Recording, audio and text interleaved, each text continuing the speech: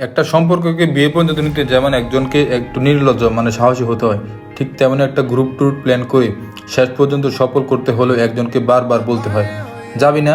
চল চল না প্লিজ দোস্ত, শেষবার বলতেছি। আর এই গ্রুপে সে বিরক্তিকর নাছরবান্ধা মানুষটা হলাম আমি। বলতেছিলাম যাবো যাবো, কিন্তু যাওয়ার নাম গন্ধ নাই। শেষমেশ এক একজনের 100 বার ফোন, 200 বার মেসেজ আর 300 বার মাইন্ড খাওয়ার পর আজকে আমি সবাইকে টেনে হিসড়ে নিয়ে এসেছি চট্টগ্রামে সে অসাধারণ জায়গা গুলিয়াখালী সি বিচ। যাওয়ার পথে সবাই অবস্থা এমন, কেউ ঘুমাইতেছিল, কেউ গান চালাইতেছিল, আবার কেউ শুধু একটু খাচ্ছে। আর আমি শুধু হিসাব করতেছি এদের নিয়ে আসাটা ঠিক করলাম তো। কিন্তু জায়গায় পৌঁছে সব চিন্তা 1 সেকেন্ডে গায়েব। কারণ সামনে যা দেখলাম এটা কোনো সাধারণ সমুদ্র সৈকত না। এখানে বালু নাই, আছে সবুজ ঘাস, আর সেই ঘাসের মাঝে দিয়ে ঢেউ এসে লাগছে সিনেমার মতো, একদম সিনেমার মতো সিন। এক পাশে বিশাল সমুদ্র, আরেক পাশে সবুজ মাঠ, দূর পাহাড়েও দেখা যায়। মানে এক জায়গায় 3টা ফিল, সমুদ্র, গ্রাম আর পাহাড়। বাংলাদেশে এমন কম্বো খুব কমই আছে ভাই। এই জায়গাটা সীতাকুণ্ড এলাকায়, আর আগে তো এত মানুষ জানতো না, কিন্তু এখন সোশ্যাল মিডিয়ার যুগ, যে একবার আসে সে 50টা ছবি আপলোড না দিয়ে যায় না। তাই জায়গাটা এখন একদম ভাইরাল। বন্ধুদের অবস্থা দেখুন, একজন ছবি তুলতেছে, কেউ শুয়ে শুয়ে ফিল নিতেছে, আরেকজন এমন পোজ দিচ্ছে, আবার মনে হচ্ছে নায়কের এন্ট্রি চলছে, আর একজন শুধু বলতেছে দোস্ত একটা ছবি তুলে দেয়, ভালো করে তোল। সূর্যাস্তের সময় এই জায়গাটা পুরো অন্য এক দুনিয়ায় চলে যায়। আকাশটা ধীরে ধীরে কমলা লাল, আর তারপর একদম সোনালি রঙে রঙিন হয়ে যায়। মনে হয় প্রকৃতি নিজের হাতে পেন্টিং করতেছে। আর সবচেয়ে সুন্দর ব্যাপারটা কি জানো, এই ঢেউগুলো এই গাছের উপর এসে ধাক্কা খায়, যেটা বাংলাদেশে অন্য কোনো বিচে খুব কমই দেখা যায়।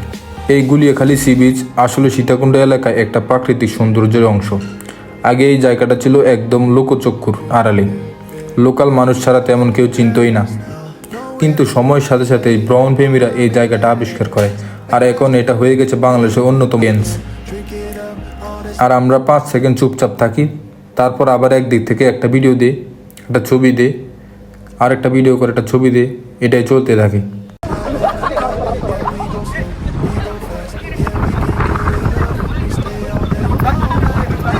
এখন যাকে নিয়ে সবাই হাসাহাসি করতেছে ওনার নাম আব্দুর রাজ্জাক। উনি চট্টগ্রাম আছে 4 বছর ধরে, কিন্তু এই গুলিয়াখালীতে মাত্র এসেছে একবার। এত সুন্দর জায়গা যদি আপনারা না আসেন তাহলে কিছুতেই বুঝতে পারবেন না। যদি সরাসরি আসেন তাহলে বুঝতে পারবেন এই জায়গাটা কত সুন্দর।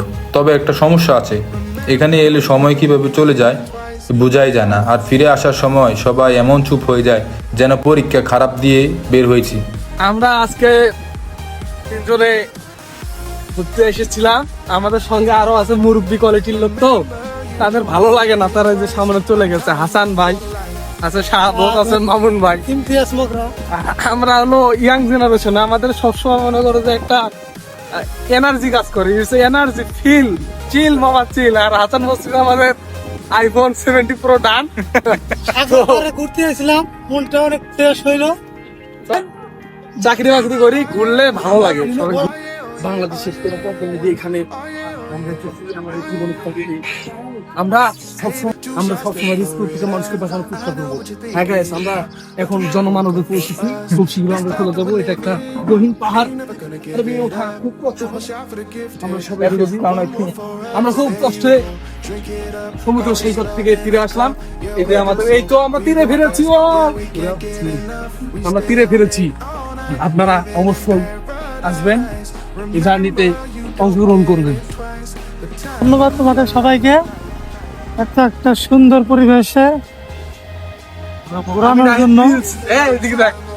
আমি নাহিদ গ্রিলস, অনুভূতি শেষ করে অনুভূতি প্রকাশ করেন আগে। অনুভূতি প্রকাশ বলতে এটা আপনাদের সবাইকে ধন্যবাদ আমার পক্ষ থেকে।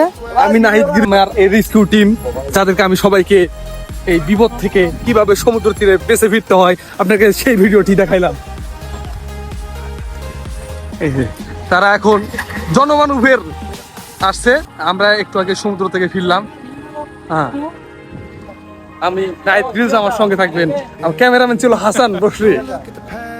শেষে একটা কথাই বলবো, বন্ধুদের সাথে এমন একটা ট্রিপ লাইফের অনেক দরকার। আর যদি এখনো প্ল্যান করতেছো তাহলে আমাদের মতো করো না, একজন নাচরবান্ধা হও, সবাইকে ধরো আর বের হয়ে যাও। কারণ এমন জায়গা মিস করলে পরে শুধু ছবি দেখতে হবে।